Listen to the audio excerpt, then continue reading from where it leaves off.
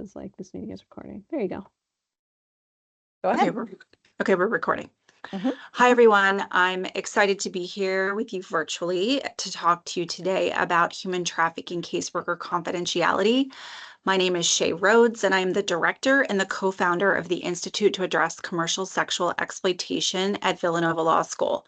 And one of the key reasons why your leadership team wanted me to talk to you about this human trafficking caseworker confidentiality is because it is statutory, meaning it is in the law. These are legal requirements for all of you to be fully aware of and to know how you can comply with them so that you aren't at risk for violating your confidentiality. And ultimately, one of the consequences of violating a confidentiality legal requirement is someone could get sued, and no one wants that to happen. So I'm hopeful that this training is really easy for all of you to understand. And at the end, I'll show you a slide with my contact information that obviously your leadership team has. But I am always happy to answer any questions or talk with you about any concerns that you might have. So today, at the end of this presentation, I'm really hopeful that you will be more equipped to understand the basics of the mandated reporting requirement in the law and how that intersects with the client confidentiality law. So confidentiality actually, there's a differentiation between your obligations between an adult client and any minor clients that you are serving. And so today's focus is going to be on when your position as a mandated reporter is actually more of a legal requirement than maintaining the human trafficking confidentiality. This really and truly only comes up if the person you are serving is a child. Who is a child in the eyes of the law? It's anybody under the age of 18. So someone who is 17 years old and 364 days and their 18th birthday is tomorrow, today they are still a child, tomorrow they are an adult. And at the end, there's an opportunity for your in-person learning scenario to recognize situations where these laws conflict and how to proceed. And so there are 5 scenarios that you can go over like at the end of this presentation that you are viewing right now with your leadership team or whenever that next piece of the training happens. But we have 5 different scenarios for you all to look at. So what is human trafficking and the communication with human trafficking caseworkers? It's in the law. This is a statutory requirement, and it's codified in section 5945.3 of chapter 42. So what is this requirement and who is covered? So first and foremost, the statute tells us that sexual assault counselors are covered by this. It's a person who's engaged in any office, institution, or center that is a rape crisis center. So anybody who works inside of a rape crisis center here in Pennsylvania already is mandated by law to go through 40 hours of sexual assault training. And they are under the supervision of a rape crisis center. So any of our rape crisis centers, some like in Philadelphia County, it's Women Organized Against Rape. Like Montgomery County has the Victim Services Center of Montgomery County. They are rape crisis centers. They are part of the Pennsylvania. It used to be the Pennsylvania Coalition Against Rape, and now they are the Pennsylvania Coalition to Advance Respect. If you are under their umbrella and you've been through your 40 hours of sexual assault training, you are qualified 100%. Who else is covered? A human trafficking caseworker. And how do you decide if you're a human trafficking caseworker? Well, I can assure you that since this is an internal training for the Salvation Army's new Day to Stop Trafficking, this law applies to you. Whether or not you are paid or working with volunteers who are unpaid, where the primary purpose of your job is to render advice or assistance to a victim of human trafficking, and you hold a master's degree or higher in counseling or a related field. A related field could be criminal justice. A related field could even be social work, right? That's not necessarily counseling. It could be criminal justice. It could be government relations. It's never been tested, But if you have a master's degree in something that is related to the job that you're doing, again, I'm 100% sure that you all fall into this category. Or you don't necessarily have to have a master's degree. You could have an undergraduate degree or something equivalent in a human services profession, like what you are all doing right now, even if you're just a volunteer. Again, if you are there for volunteer training, this applies to you. So if you don't have these two things, this master's degree or this undergraduate degree, right, in a human services profession, you might be supervised by someone who has a master's degree or an undergraduate degree in a human services profession and have 80 hours of training received under that supervision in 7 related topics. So here are the topics: the history of human trafficking, civil law and criminal law as they relate to human trafficking, attitudes toward trafficking, peer counseling techniques, housing, public assistance, other financial resources available to meet the needs of victims of human trafficking. So this could be like a financial literacy course for human trafficking. Referral services that are available to victims of human trafficking, privileged communications, which is exactly the training that you're having right now, or human trafficking therapy counseling. So my advice to anyone who is working for an organization like the Salvation Army in the New Day to Stop Trafficking or any or the other organization that isn't under that, Pennsylvania Coalition to Advance Respect umbrella as a rape crisis center, just to keep track of all of the training and the hours that you've done. There doesn't have to be a specific certification. You don't have to get, a piece of paper saying that you applied. Just keep track, keep a log of it, like in a device on your computer, like in a folder, human trafficking training, the day, the time, how long it was, and who gave the training. That's my advice to everyone. This also applies to interpreters. So if you pull in an interpreter who's translating, communication between you and your client, the interpreter is also covered. And what does this mean? It means that you may not disclose a confidential communication.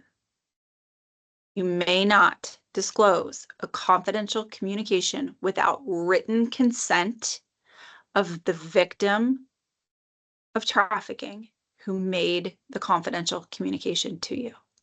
So for example, if I am working with a survivor, let's pretend for a minute that I'm not a lawyer because I have a different confidentiality. I have attorney-client privilege, right? Because I'm a lawyer. But I also have a memorandum of understanding with the New Day to Stop Trafficking. And that means that whenever I am working with a particular client that, let's say, Heather LaRocca has, right? Heather and I, to make sure that the client understands that we might be talking about, things that the victim disclosed to me or to her, you all are pulled under my attorney-client privilege, right? Which is a bigger privilege in the human trafficking caseworker confidentiality. But if Heather wanted to call me and tell me something, she would have to make sure that the client that she's serving knows that she's talking to me about it and that there's written consent. It's super easy. And we do this all the time. Now, for example, if Heather is working with that same client and law enforcement calls and asks Heather a question about, what did the client say to you about blah, blah, blah? Heather is not allowed to say one word. In reality, she probably shouldn't even say that that person is even a client of New Day. But what Right, she we should say we can't, can't confirm or deny that we're working with them. exactly, thank you, you did that better. But if law enforcement already knows that you're working together because Heather accompanied the victim to a grand jury proceeding, right? So law enforcement knows this just because Heather and the client came together, and then law enforcement has a follow-up question about something the victim said or wants to know what the victim is up to. Unless Heather has written confirmation from the client giving permission for Heather to say things to that particular FBI agent, Homeland Security agent, Philadelphia police officer, detective, etc. Heather can't, what's the language you used, Heather? Confirm or deny that you even have that client as someone you're serving. All right, Correct. guys? Yep. Mm-hmm. It's simple. It's simple.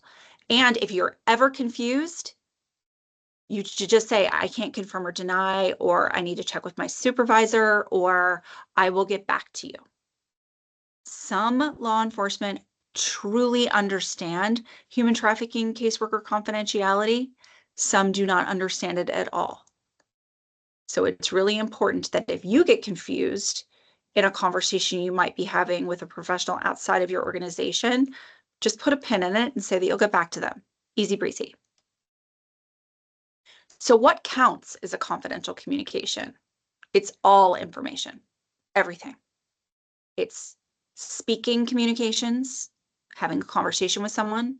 It's written communications, sending emails back and forth that are between you and the client that you're serving. The whole time you're in that relationship. It's a professional relationship. It includes advice, reports, statistical data, memos, working papers, records, anything given or made during that relationship, including matters transmitted between the client you are serving and you if there's an interpreter involved. If a client sends you a text message, that is covered. If a client sends you an email, that is covered. Okay? So when does your reporting requirements of child abuse, because that's what a mandated reporter has to do, they have to report suspected child abuse. When does that become more important than maintaining your human trafficking caseworker confidentiality? Because they seem to be a little bit in conflict with one another, right? And again, this isn't a law. It's in Chapter 23 of the Pennsylvania Code, and it's found in Section 6311. And before I get into this, I actually want to give you guys an example. Who is ever going to test this? Who is ever going to get involved? And when is there going to be an opportunity other than that conversation with the law enforcement person, right? Detective calling you up and says, hey, Heather, I need you to bring your client to court again next week. And Heather, he already knows that Heather is working with that client. Heather's like, not a problem, we'll be there. What courtroom, what time? Got it. That's fine. Heather has not disclosed any information. The next question could be something like this. So do you know whether or not your client is still using? Heather can't respond either way if she knows or doesn't know. If she knows the client's using, she can't share that information. If she doesn't know that the client's using, she can't share that information.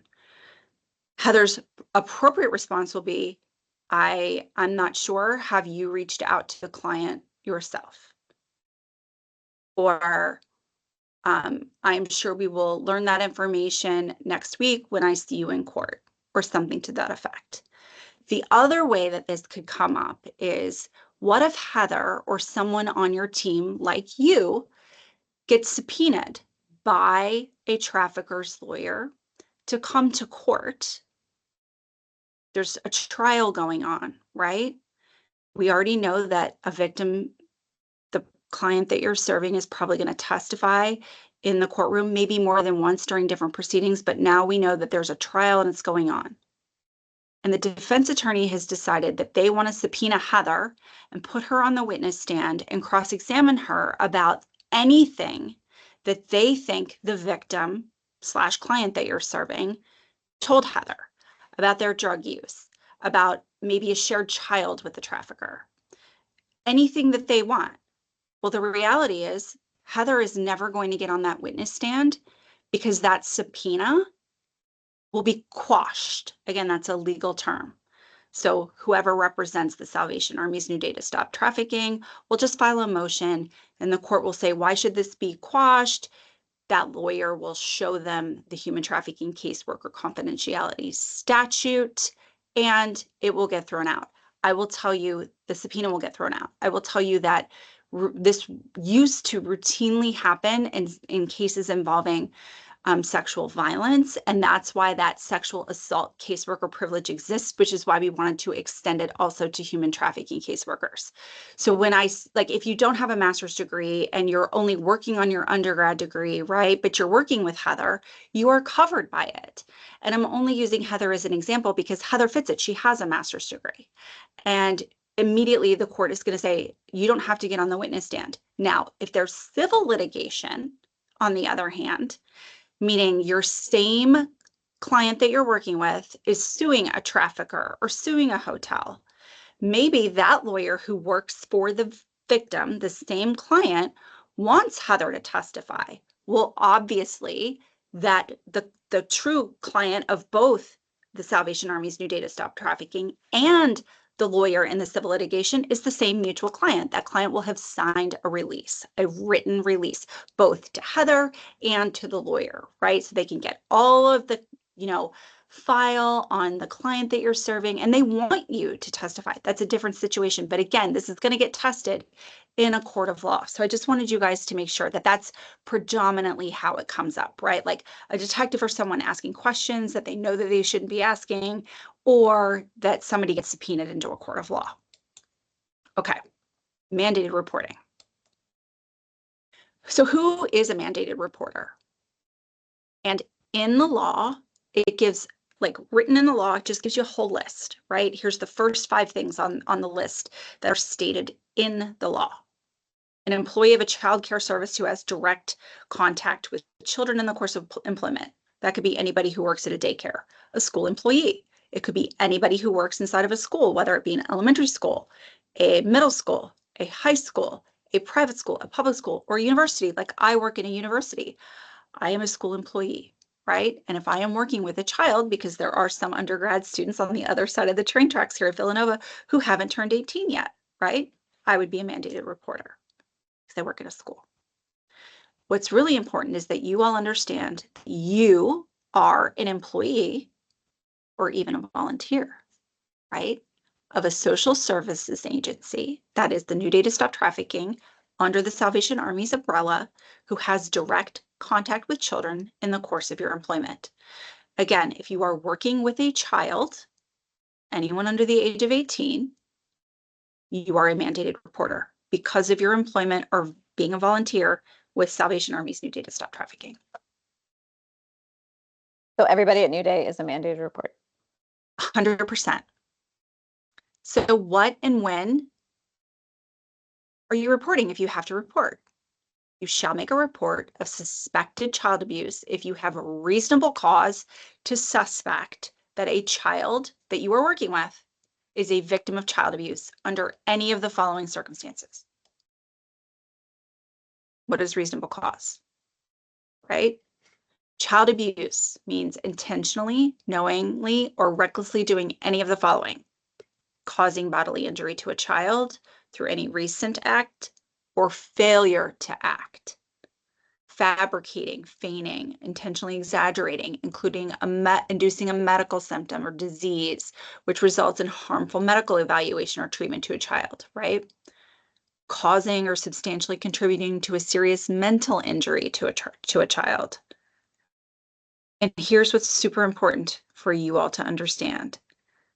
Causing sexual abuse or exploitation of a child through any act or failure to act. So the kids that you're working with are already victims of sexual abuse and exploitation. It's already been reported, that initial act. That's how they've come to you in the first place, right? So if they're talking to you about the current reason why you are their human trafficking caseworker, you don't need to report it because it's already been reported. But what if you learn that something additional is going on? That's what you need to think about. Just to be clear, what is sexual abuse? Sexual abuse, again, this is defined in the law. It's the employment, use, persuasion, inducement, enticement, or coercion of a child to engage or assist another individual to engage in sexually explicit conduct, which includes, but is not limited to, the following: looking at the sexual or intimate parts of a child or another individual for the purpose of arousing or gratifying sexual desire in any individual, participating in a sexually explicit conversation, either in person, by phone, by computer-aided device. If you don't know what a computer-aided device is, these cell phones that we all have, those are one of them, for the purposes of sexual stimulation or gratification, actual or simulated sexual activity or nudity for the purpose of sexual stimulation or gratification. Think, guys, this is child sexual abuse material. That's what that's talking about right there.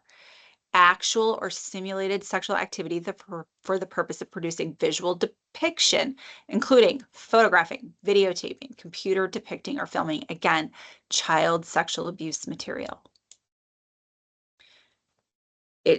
So what is reasonable cause, right?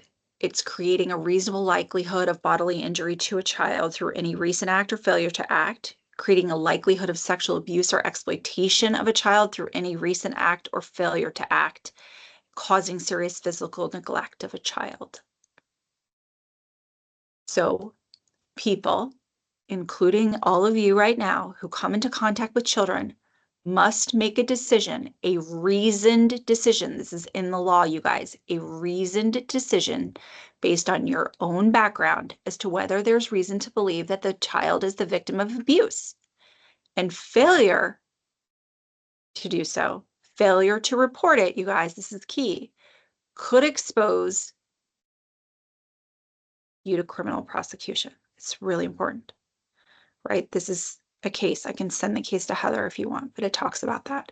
So something that's really important for you guys to understand is you already have a protocol that you have to follow at the Salvation Army. If you have decided that that child you're working with is still being trafficked by the same trafficker, or maybe by the trafficker's, wife or mom, or some stuff is continuing to still go on, or you have information to believe that the child is engaging in what, I can't stand this term, but we use it because it's very descriptive, survival sex, right? We don't necessarily know who the child is exchanging sex with for a place to stay, but you have a reason to believe that the child is actually still engaging in so-called, exploitation, or even if the child is referring to it as sex work. No child is a sex worker ever, even if they claim to be, they are not. In the eyes of the law, a child cannot consent to being bought or sold for sex, full stop. But if a child is claiming to be doing that, that's child abuse. So you need to sit down with Heather and your supervisor and follow the Salvation Army's New Day to Stop Trafficking protocols on how to go about making that report. I know that you have them. So what and when are you going to report? So if you are encountering the child in the course of your employment, occupation, and practice, those children that you are working with with your professional hat on, right? Whether it be through the RAP court or in the drop-in center or running a group, or, any other, if maybe they're not even in the RAP court, but they are a child victim in a federal prosecution and you're working with them, just by going to court with them and being, a safe and stable person to walk them through that process, you are a mandated reporter. You are directly responsible for the care, supervision, guidance, or training of the child who's affiliated with a group directly responsible for their care. So when you are working with these kiddos, they are in your care. And if that child makes a specific disclosure to you that that child is a victim of child abuse, again, that child says, yeah, last week I, had 4 different dates because I ran out of money and I didn't have anything to eat. That could potentially be child abuse. And you need to sit down and talk with Heather and your leadership team about whether or not that qualifies. Maybe you need to get some more information from that child. But I would say that that's definitely a disclosure that needs to be reported. And the individual is 14 years of age or older, makes the disclosure to the reporter that they have committed child abuse. So let's say that you're working with a child who is living in a residential treatment facility and she's 16. Let's say it's a girl. She's 16. And like 3 or 4 other girls also are living in the same residential treatment facility, and you're only working with a 16-year-old. You haven't met the 3 or 4 other girls yet. And the girl that you're working with says, oh yeah, like my pimp, he's getting out next week. My boyfriend's getting out next week. And, we're going to go with him. And I've convinced Susie that she needs to come too. Well, it sounds to me like that 16-year-old potentially just recruited another child, right, into that trafficking enterprise. Again, you need to have a conversation with your supervisor. But to me, I would put that in a category of saying that that child just disclosed to you that they might be engaged in some kind of child abuse if they're recruiting other kids to participate in trafficking as well. And I'm not just making this up, guys. These are things that we have seen. So I wish I could say that I was making them up, but we're not. So here's some misconceptions. Let's pretend that you get called to go to a hospital, right? And you encounter a new client who is 16 or even 17, and she is pregnant and has not been emancipated by a court of law, meaning there are no court papers saying that this child, in the eyes of the law, a court has already decided they're an adult. They remain subject to the same mandated reporting requirements. Now, pregnant children do have additional autonomy to make certain medical decisions about themselves without needing parental consent, without needing a guardian's consent. But this does not amount to emancipation and should not be treated as such. That child is still a child in the eyes of the law. And let's pretend that, that child tells you right there that the man waiting outside the room is the baby's dad, and he's the boyfriend, and then feels really comfortable enough to say, but like, I didn't want to have sex with him, or he's making me have sex with other people. That is a disclosure of child abuse, right?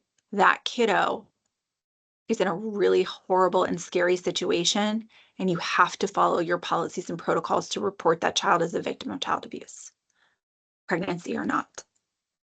Okay. So how do you report this? Again, this is what the law says, and I know that this is all written into the Salvation Army's policies and protocols. So if anything I'm telling you right now is different from your own internal policies, you go with your internal policies. But you can make an oral report through the statewide Childline number, which is right there, 1-800-932-0313. You can make that oral report. You should also make a written report. Again, it's through an email system, through an electronic system that happens within 48 hours, either to the Department of Human Service, the county agency assigned to the case. If it's in Philadelphia, it's probably going to be DHS, and it's going to get kicked over to a specific investigative unit who looks at these types of cases. And there's a child welfare portal. Again, I know that Heather and the leadership team is training all of you on how to do this if it comes up, and they will sit with you because it will come up and do it with you when it needs to happen. So what are you including? Everything that you possibly can about the suspected abuse, names and addresses of the child, the parents, any other person responsible, where it happened, the age and sex of everybody involved, the nature and extent of the child abuse or the suspected child abuse, any evidence of prior abuse that you are aware of, the name and relationship, all of these things. So what to include? Everything and the kitchen sink. The more the merrier, right? Like, every little detail is so critical and so important. And you might come up with something later after an investigator's been assigned. That's okay if you forget things, because you're not necessarily writing these things down. Like, you're not going to say to your client, hold on, I need to take notes while you tell me this, right? Just remember the best you can, and, flesh things out later if you need to go back and learn more information. Also, the source, where's it coming from? Who you are, you're making the report, and then the actions that you've taken. I know you guys are going to document all of this information internally. That's part of what you do. But, if it's a nurse or somebody in a hospital that's making the report, they're going to disclose all this stuff, photographs, medical texts, x-rays. You guys aren't going to have that kind of thing. But in the event that it comes up, you can say, hey, I met the child at Jefferson Hospital in the emergency room. And then the investigator looking into this knows to go to Jefferson and see if they can provide more information. If there's any other information required by federal law or regulation, and any other information that the department could be asking you, right? Super important. So, which requirement is the most important? Mandated reporting. Mandated reporting, mandated reporting. That is the only time that you are allowed to breach that privileged communication that you have with your client when you don't have written consent. The only time. When it applies to a situation involving child abuse and the mandated reporter is relieved of the duty. Got it? So that's what's most important. Like the privileged communications between you and your child clients, mandated reporting shall not apply. Mandated reporting comes before the privilege. You have to report child abuse. You have a duty to make a report of child abuse, even suspected child abuse. That's more important than keeping the secrets that your client is telling you.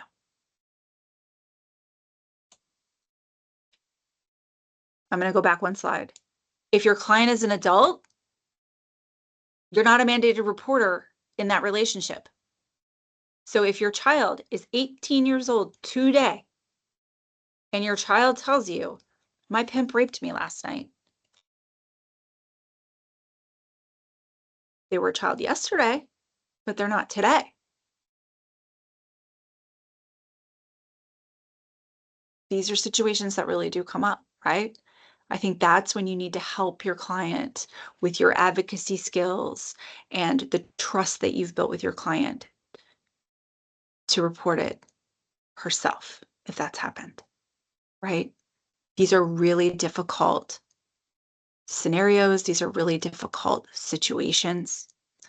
But again, if you're working with 15, 16-year-olds, 14, 12-year-olds, it's a little more cut and dry than if you're working with someone who's 18 or 19. But just remember, if you're working with children, your mandated reporter hat gets put on before your confidentiality hat.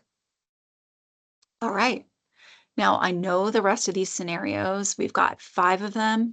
I know that Heather and the leadership team can break you guys up into these 5 teams if there's enough of you, or you can go through them all together as a group.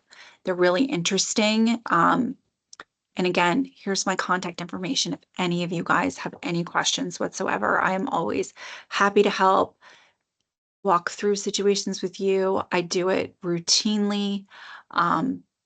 And, I'm excited to have you guys as part of this collective community of support that we all serve the same people all the time. So thanks.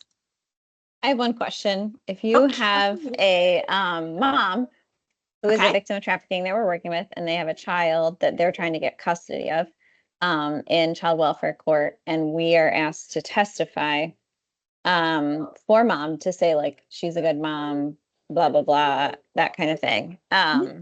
What is your thought and recommendation on that situation? Because we've had that come up quite a few times. And we generally have a policy that we just don't testify in court of law, just because it can open up things that we're not prepared to, but just curious what your thoughts are on that. So mom is your client and mom's trying to get her kiddos back. I mean, I think it's, I'll give you a lawyer answer. It kind of depends on the situation, right? Like you don't know what the cross-examination is going to be.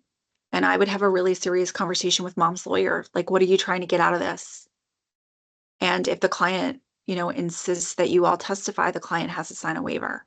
And I would also, explain at the beginning, if you do get put on the witness stand, ask the lawyer to make sure that it is part of the record that you are subject to human trafficking caseworker confidentiality and that your client has waived that confidentiality in writing. That's helpful. I think we've done the waiver, but we've never informed the court of the caseworker confidentiality. Absolutely. I would want that on the helpful. record because you never know, right? Let's say that like the kiddos do come back to her, and then the trafficker comes and takes 4 of them, and then mom's like, this is all your fault, Salvation Army. I'm suing you people. And then you can be like, look, here's the record. You waived all of these things. So we did not violate any human trafficking caseworker confidentiality. And in the court of law, it was on the record. And also, the judge asked you, did you sign this as just your signature? And you did. Great. And I think the only other thing I say is we do sometimes have like DHS workers that think that they're owed all the information in the world. They are not. So we treat them the same as with a cop, but it is hard when you have someone in authority who's like, no, you need to tell me this, with the exception of if we've made a child abuse report and then they're following up on that report, then we do Absolutely. obviously Totally need to different. disclose. Right. Yeah. But like that's the thing. Heather, you and me and Molly have been doing this work for a really long time. And we have encountered so many scenarios that we know anyone new to this work, crazy things happen. Like we don't ever need to make up stories because like the stuff we see and do on a daily basis is enough to write a movie or a book about, right? It's bananas. Please call your supervisors, right? Everybody is here. Everybody wants you to shine at what you do and feel confident, like you have the tools in front of you. And no question ever is a dumb question. And it's just a matter of like kind of going with your spidey senses a little bit. And the longer you're doing something, the more equipped that you feel to handle things. But don't ever have to apologize for saying to anyone, I need to put a pin in this. I need to put you on hold. Can I call you back tomorrow? I need to consult with my staff, my supervisor, my chain of command. Nobody can get mad at you for that ever, not ever. Right. And we've also seen that it's like if you are in a situation where you're like liable, like one of the protective factors is showing that you went to a supervisor and that you sought supervision. It actually shows that you were trying to make an ethical choice. So it's like Absolutely. protective to the person as well. I had another thought, but it fell out of my brain. So hey. I was gonna say sometimes we've reached out to you too for like consultation. So if it's something that like New Day leadership is like unsure how to move forward, we can reach out as well. So Molly, you were gonna say something? Yeah, I just have like a question or like a thought. If either of you wanted to talk about like in what situations would somebody in our organization be used as like an expert witness, which isn't necessarily testifying to someone's character, but testifying about the general subject of human trafficking, because Heather's done that for my clients in the past. So I don't know if you just want to like, how is that helpful to a case? When are times that like people have used that before from either of your experiences? I mean, an expert witness is an expert witness, and they're being told the facts of a case on the witness stand, and they're making an expert decision. So it could be fact specific as you're learning them, but it's not about information. Like if I can't imagine any scenario where Heather would be called as an expert or you, Molly, would be called as an expert in a case where you are directly the human trafficking caseworker, right? There's a removal from that situation. So, and it could just be to, educate a judge or a jury about trafficking or patterns or what you're seeing in Philadelphia County, right? And it has nothing to do with a specific question involving that client and anything that client has said to you, Molly, or to you, Heather. I'm fine with that. Yeah, and we kind of do that because we're involved in rap court, which is of course a situation where we're at the table, but we don't go on the record and we don't like state anything about our work with the client. But sometimes what we'll do is like say like, well, generally in situations when someone is a trafficking survivor, we see these types of behaviors, which, it's kind of like a sneaky way of being like, and this client's probably doing that because of these reasons. But you know what I mean? We kind of just like generalize it to be like, if we're on the record or even just speaking in court, it's not always on the record, but. So and the judge that oversees rap court is, she's a former prosecutor herself. She's a former attorney advisor with the Prosecutor's Resource on Violence Against Women at Equitas. And she has, been a judge for a long time now. So I think she truly understands this. And if she is asking, I know this judge really well, and if she's asking Heather's opinion on something, it's because she really wants to take that into consideration, and she's looking like, is this like a trauma response, or is this behavior, this particular client is a trauma response? And Heather can answer that generally. Yes. You know, in the 97 clients that we've served in the last 86 days, 47 of them have done this, right? Something to that effect. I totally just made all that up. But, you know, you can be vague and specific at the same time. But any of you going to the court for the first time, I guarantee you're going with a supervisor. You're not going to be left alone to the wolves. Yes, definitely. Yeah. Anyway, if anything else comes up, I'm always here to help you and your team. And let me know if you want me to send you any case law or any of the actual text of the full law. I'm happy to do it. All right. Well, thanks again for your presentation, Shay. And I'm going to Yeah, stop thank you. recording. All right.